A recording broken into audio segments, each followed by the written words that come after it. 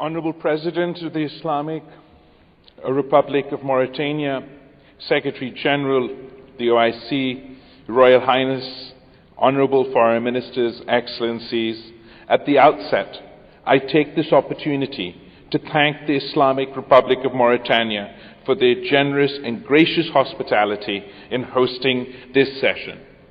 I would like to express my gratitude to all member states for their invaluable contributions and support to Pakistan during our tenure as Chair of the Council of Foreign Ministers. I would also like to thank the Secretary General, Taha, for his visionary leadership and the OIC General Secretariat for their extraordinary support during our tenure. I wish to convey my special thanks to the Kingdom of Saudi Arabia, the Summit Chair, and the host of our organization for the sustained and dedicated support to the endeavors of the OIC. Excellencies, dear brothers and sisters, we are meeting at a critical moment in world history. The international security and economic architecture confronts multiple challenges. Resort to the use and threat of use of force has become frequent. Foreign occupation and intervention are tolerated. Renewed great power rivalries, a global arms race, festering conflicts, terrorism, extremism, hate, Islamophobia, and racism, rising poverty and climate impacts are propelling the world towards global turmoil. The Islamic countries must carefully navigate these current realities. We must preserve and promote the security, sovereignty, and territorial integrity of our states and the collective interests of the Muslim Ummah.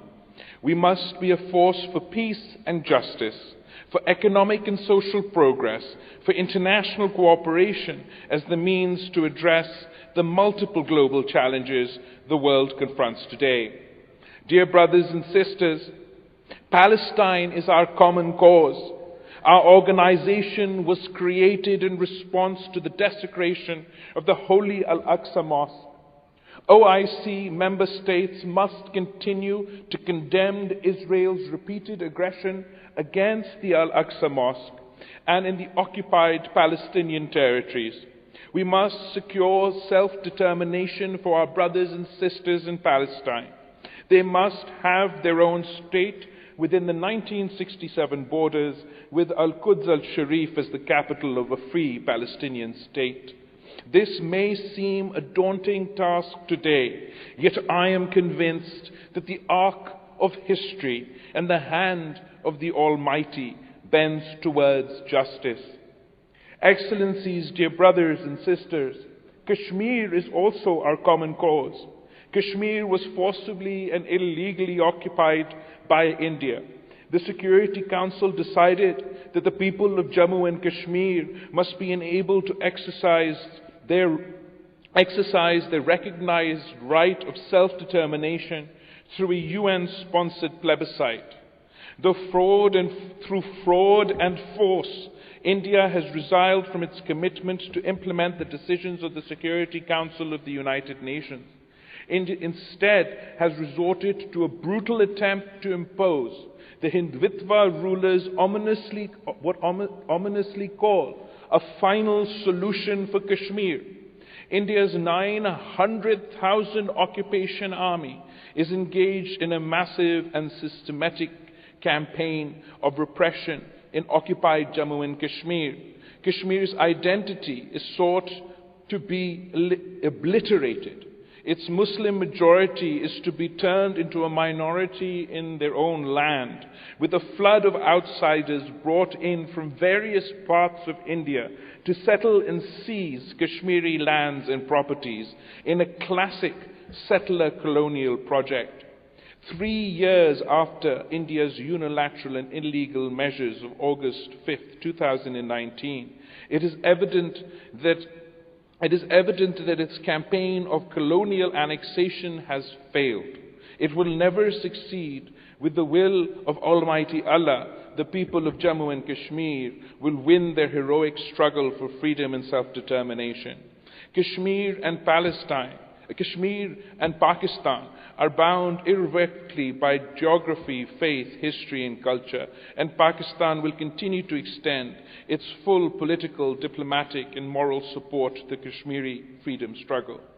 The OIC Contact Group on Jammu and Kashmir and the OIC Secretary General and his Special Envoy have made an invaluable contribution in projecting and advocating the just cause of the Kashmiri people and their plight under oppression and occupation. I am confident that the OIC Contact Group on Jammu and Kashmir, when it meets here later, will adopt an effective plan to promote the just cause of Kashmir. Dear brothers and sisters, unless the Kashmir dispute is resolved, there will be no durable peace between Pakistan and India. India's atrocities in occupied Kashmir and its aggressive policies towards Pakistan could trigger another conflict, a conflict which could escalate to dangerous levels. The world and the OIC must help to promote a resolution for Kashmir and discourage aggression and restrain reckless arms buildup. Pakistan is prepared for a sincere dialogue to resolve the Kashmir dispute and other outstanding issues with India. But India should create the conditions conducive for such a dialogue by abrogating its unilateral measures initiated in August of 2019. Excellencies, dear brothers and sisters, today there are no foreign forces in Afghanistan. There is no civil war. Yet durable peace and security has not dawned in Afghanistan. Together with Afghanistan's immediate neighbors, OIC member states, and the international community, Pakistan has done everything possible to prevent a major humanitarian crisis and economic collapse in Afghanistan. This could revive another conflict, create more refugees, and intensify the threat of terrorism. Despite the challenges, the international community must continue engagement with Afghanistan's interim government, maintain humanitarian assistance, revive the Afghan economy, release Afghanistan's national assets, and support the implementation of the shovel-ready connectivity projects. The OIC should play a leading role in this process. The 17th extraordinary meeting of the OIC foreign ministers held in Islamabad last February adopted a plan for the stabilization of Afghanistan. We should contribute to activate the OIC Fund for Afghanistan. The OIC should also contribute to drawing up a clear pathway for peace in Afghanistan. This pathway, on the one hand, should ask the interim government to fulfill their earlier promises to fully respect human rights, particularly women's rights, to work and education, promote political inclusivity, and eliminate the terrorist threat from Daesh, the TTP, and other terrorist groups in Afghanistan. On the other hand, fulfillment of these steps by the Afghan interim government can be encouraged by the international community's willingness to consider the progressive termination of international and national sanctions against members of the interim government and its eventual diplomatic recognition and representation at the United Nations. Excellencies, dear brothers and sisters, eliminating terrorism is a critical objective for the OIC. We must support all efforts to end terrorism in and from Afghanistan. We should help to suppress terrorist attacks fueled by violent extremist groups and criminal organizations in the Saleh by strengthening the defense and security forces of concerned OIC countries.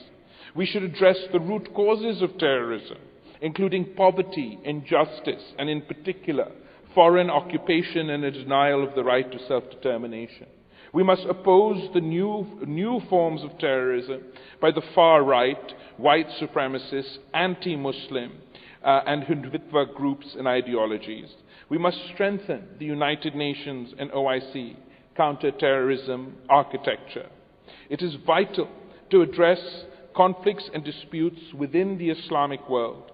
These erode our unity and solidarity, expose our countries to foreign interference and intervention, fuel terrorism and extremism, and deflect our attention from our development and welfare goals for our people.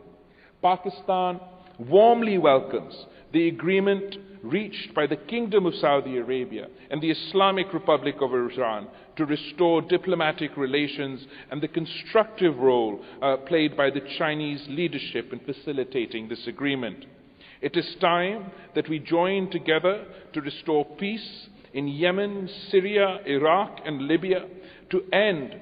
To this end, the OIC must strengthen its security mechanisms to promote solutions through dialogue and negotiations to all inter-Islamic conflicts and disputes. I hope the conference will agree to continue consideration on Pakistan's proposal to strengthen the OIC security architecture. Excellencies, dear brothers and sisters, if we are to be the masters of our own destiny, the Islamic world and each of our nations must achieve genuine economic independence and sovereignty. The economies of most of our members have been devastated by the COVID pandemic, global inflation, climate impacts, and proliferating conflicts. They face a triple crisis in food, fuel, and finance. Pakistan has been hit by a perfect storm. After the impacts of COVID, inflation, and economic collapse in Afghanistan, the consequences of the Ukraine war, my country was devastated by biblical floods last summer. We are grateful for the generous support for emergency relief and for our comprehensive reconstruction plan from brotherly countries and Islamic institutions. However, Pakistan's economic and financial recovery has been eroded by the difficult and interminable negotiations with the IMF. As stated by the UN Secretary General, the international financial architecture is morally bankrupt. The OIC and developing countries must develop a clear strategy to secure equity and equal treatment in the rules and structures of international finance, trade, and taxation. We must establish a special task force of experts to develop such a strategy. We must demand speedy debt restructuring for 60 financially distressed countries, the fulfillment of official development assistance commitments, and the redistribution of unutilized SDRs to developing countries, enlarged lending by multilateral development banks, massive public-private investment in sustainable infrastructure, and the mobilization of the promised climate finance of $100 billion annually. Finally, the OIC countries must prepare themselves for the future. We should instill sustainability and modern physical infrastructure, acquire advanced knowledge and digital capabilities, and the capacity to compete and prosper in the digital global economy and of the future. To this end, Pakistan initiated the agreement for collaboration between the OIC and the Digital Cooperation Organization. I propose that the OIC create a committee for the future, which can chart a clear long-term strategy for sustainable growth and development of OIC member states. Excellencies, dear brothers and sisters, Islamophobia is an old phenomenon. Since 9/11, Muslims have been frequently associated with terrorism. Islamophobia has now become endemic in several countries and societies. Our faith, which denotes peace and tolerance, our sacred books, and even the Holy Prophet, peace be upon him, have been defamed with impunity, utilizing the excuse of so-called freedom of expression. In a number of Western and other countries, Muslims face systemic discrimination and violence. The worst manifestation of Islamophobia is officially sponsored supremacist ideology, Hindutva ideology. 200 million Muslims in India are in grave peril, facing cow vigilantes, lynch mobs, and calls for forceful conversion or expulsion. The organization Genocide Watch has warned of the possibility of genocide. Dear brothers and sisters, the adoption of the General Assembly's resolution on Islamophobia last year as an initiative of the OIC was a significant achievement. Pakistan, as OIC chair, together with the President of the UN General Assembly, in a historic first, convened a session in the UN General Assembly to commemorate the Day to Combat Islamophobia. We are grateful to the UN Secretary General and the Secretary General of the OIC for participating in this commemoration, and I trust that this commemoration of the Day to Combat Islamophobia will now become an annual feature at the United Nations. I have urged the UN Secretary General to formulate an action plan to halt and reverse Islamophobia.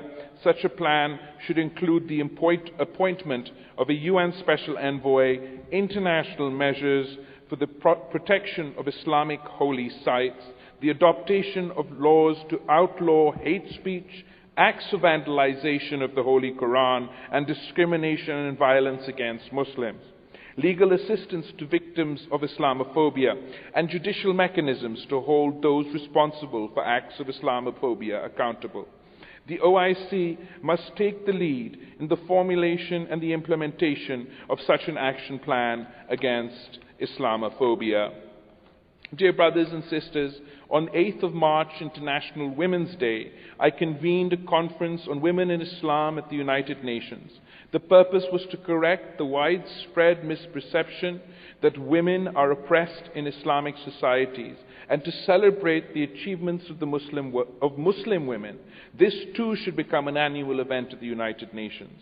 Islam was the first to accord equal rights to women. Muslim women have played leadership roles in history and in contemporary times. We should accelerate the implementation of the OIC Action Plan for the advancement of women, mobilize and allocate adequate resources to bridge gender gaps in health, education, science, finance, and other areas, and review and reform laws that discriminate against women. The OIC must accord special attention to programs to assist women and girls in conflict zones under foreign occupation, such as Jammu and Kashmir and Palestine. Dear brothers and sisters, Pakistan's overreaching endeavor during its chairmanship has been to remain the promotion of solidarity, unity, and cooperation among members of the OIC, and to amplify the voice and aspirations of the world's 2 billion Muslims.